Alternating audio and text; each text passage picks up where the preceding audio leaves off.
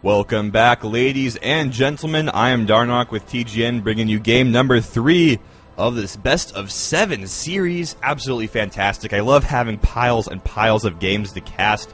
The third map here is going to be Terminus Re, one of the largest maps in circulation right now. As you can see, it's absolutely massive. So big. Nice, massive 4-player map. Good macro map, and I would not be surprised if we saw a very, very long, intense game over here. Let's go ahead and introduce our players. In the east and the right, we do have the green Protoss player, Grubby. Grubby.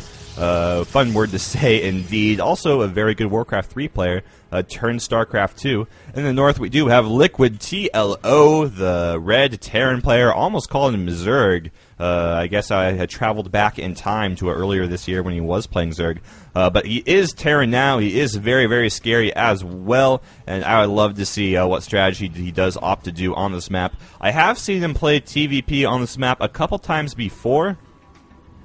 It actually might have only been once, but I have seen him play it before. Last time I did see him play it was a really, really cool ghost rush strategy where he got a couple ghosts, like a nuke and an EMP, and then went forward with some Hellions, some Marines, some Ghosts, and like a Medevac. It was a really weird unit composition, but he actually just straight up killed his opponent, so it was super cool, and I would love to see him do something like that again, and I would not be surprised if he does do at least something creative, because you know what, that is TLO, that's what he does. He just comes up with the craziest builds and then executes them perfectly. Very, very fun thing to watch indeed. I'm going to have a quick sip of water, so hopefully I don't start hacking during the cast again. Because being sick is absolutely the worst thing in the world. I hate it so much.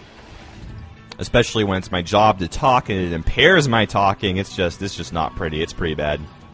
Pretty bad indeed. Grubby harassing with that probe, being very, very annoying indeed. Actually, just going to go for a one hit and then going to head home. Interesting choice, but you know what? Whatever. I guess it works for him.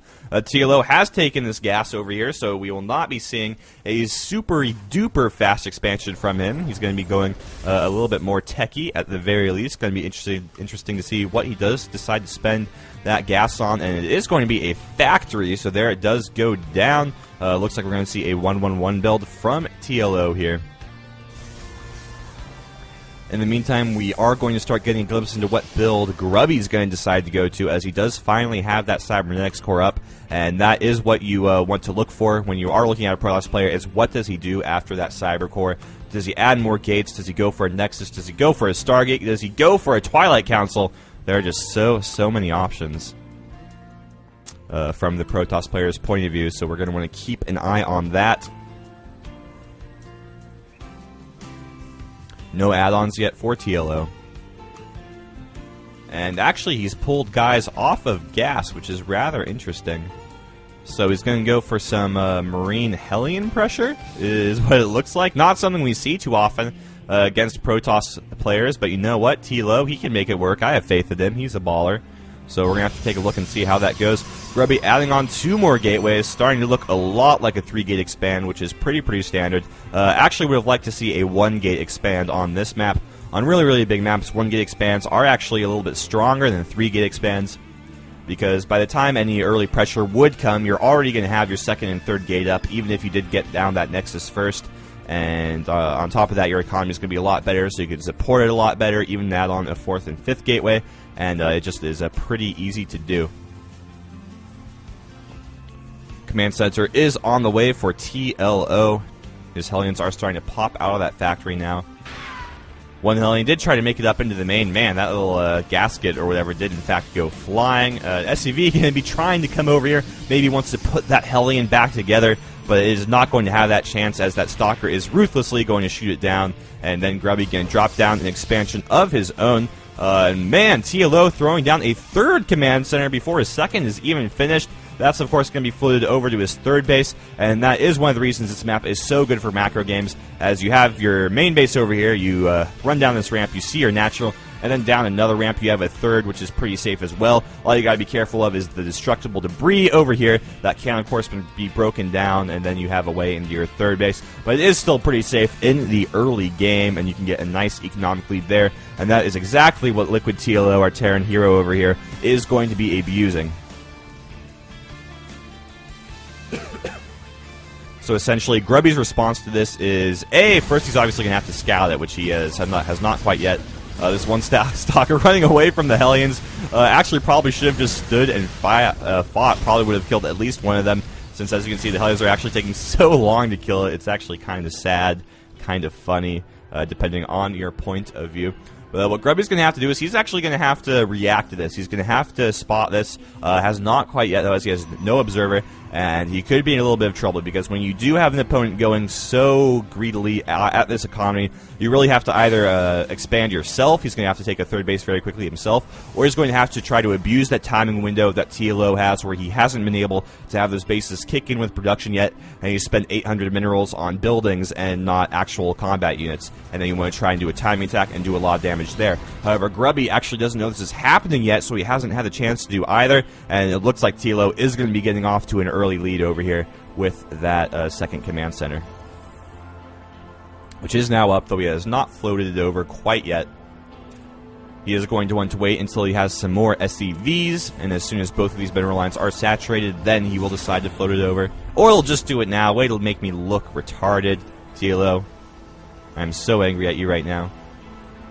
Regardless, Grubby is finally flying this observer over here, but if it's just going to go there and go back, as the waypoint suggested, he's not going to see this third base, and he'll be continually in the dark.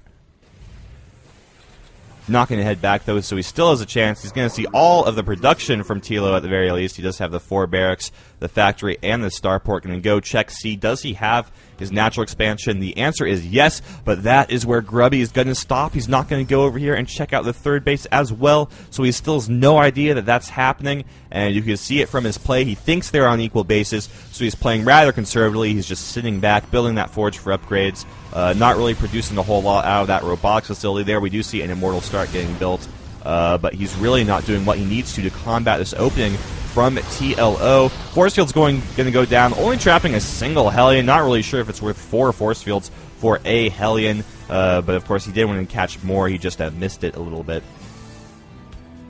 Stim just finishing for our Terran player. There it is. Now all of those units do have access to drugs. Don't do drugs, kids.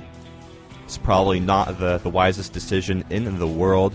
And Grubby can be throwing down that third base now, which is good, but this base has been up for so much longer than Grubby's, as we can see. Actually, TLO not keeping up on the SCV production too much, only 43, 44 SCVs to the 46 probes of his opponent, but he does have those mules, so he is still going to have an economic advantage over there.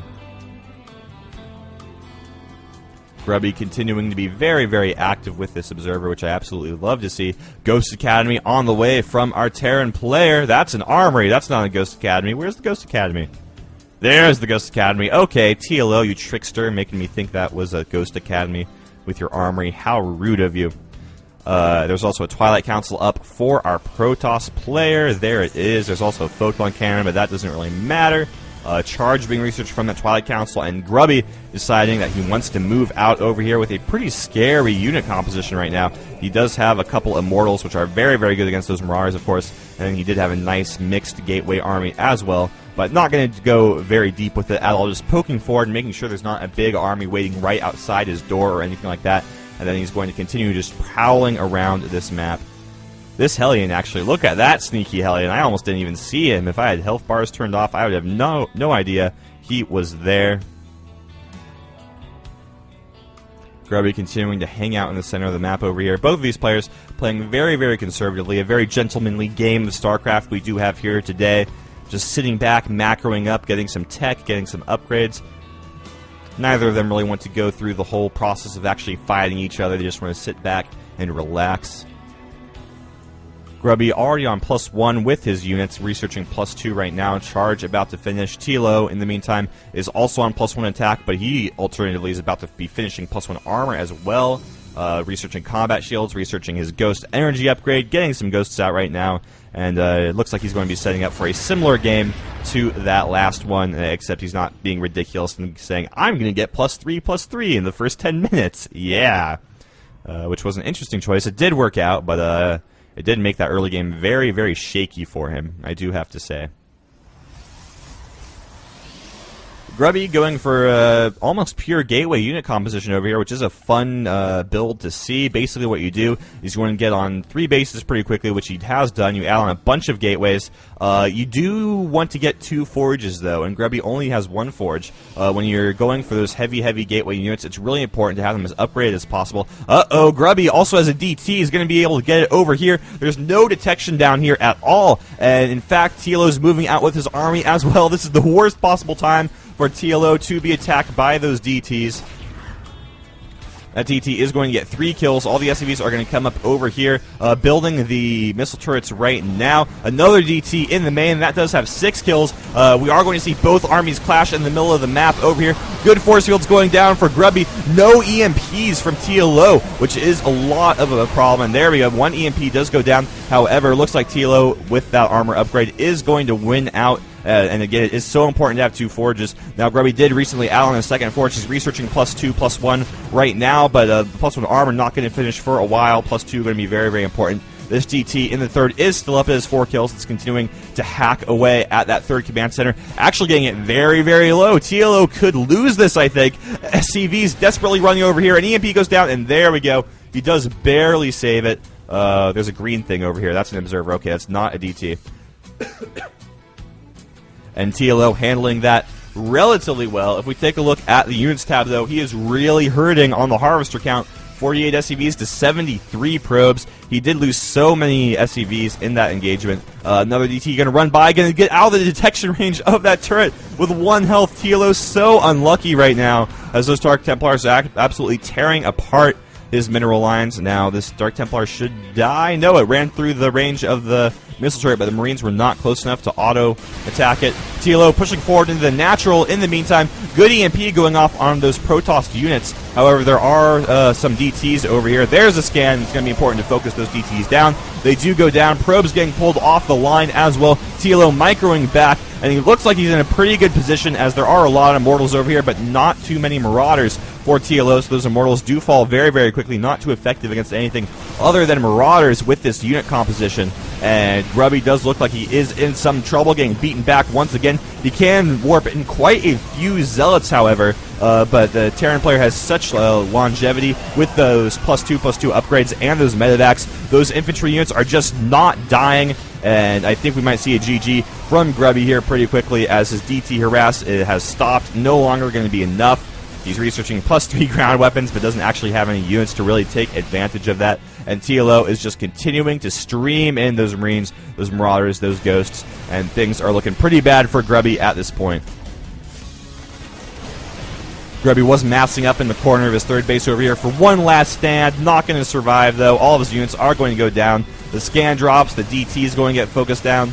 And this looks like it's it for Grubby. And there is the GG. TLO going to take game number 2 of this best of 7 series, up 2-1 now. Did I say take game number 2? Take game number 3. Take his 2nd game that he has won. And he is going to be ahead right now. And these games are actually pretty good. I wasn't so convinced at the beginning. I was like, well, it's Grubby. Is he that good? And, yeah, he's not as good as TLO or anything like that. But you know what? He can still make for entertaining games. Looks like there was another DT hanging out over here. Ooh, 11 kills, Instructor. And you know that that DT is happy that the game ended when it did, because he did not look like he was a very comfortable guy. So thank you guys for watching. Let's go check out game number 4 and see if Grubby is able to tie it up, or if TLO just further lengthens his lead.